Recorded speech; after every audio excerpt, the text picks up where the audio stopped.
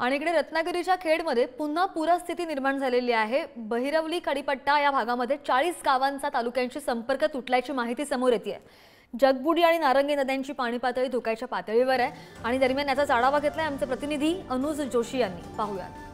आपण उभे आहोत कोकणातील रत्नागिरी जिल्ह्यामध्ये खेड या ठिकाणी आणि अद्यापही पावसाचा जोर हा कायम आहे। येत्या 2 ते 3 तासांमध्ये हवामान खात्याने अतिवृष्टीचा इशारा दिलेला आहे आणि या पाठीमागे तुम्ही पाहू शकता की जगबुडी नदीने आता रौद्र रूप धारण केलेले आहे। 8 मीटर पेक्षाही जास्त पाण्याची पातळी आता नदीमध्ये आहे आणि नदी किनाऱ्याचा जो बंदर रोड आहे खेडचा तो पूर्णपणे पाण्याखाली गेलेला आहे। नदी किनाऱ्यावरती जर आपण पाहू शकत असाल तर जी झाडं आहेत, जी शेती आहे ती पूर्णपणे पाण्याखाली गेलेली आहे। तर दुसऱ्या बाजूला याच ठिकाणी आपण जर पाहतोय तर 98 मिलीमीटर पावसाची नोंद गेल्या 24 तासामध्ये झालेली आहे।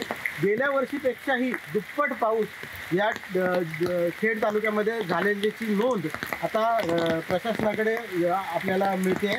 त्यानंतर जर बघितलं तर या जगबुडी नदीच्या किनाऱ्यावरून जो देवणे परिसर होता त्या देवणे परिसरातून जो रस्ता 40 गावं जी आहेत खाडीपट्ट्यातील बहिरवली या खाडीपट्ट्यातली त्यांना जोडणारा, तर तो रस्ता देखील आता पाण्याखाली गेलेला आहे। त्यामुळे या परिसरातील जवळजवळ 40 गावांचा संपर्क हा खेड तालुक्याच्या ठिकाणाशी तुटलेला आहे आणि लवकरच खेड शहरावर पुराची टांगती तलवार ही आता पाहायला मिळते।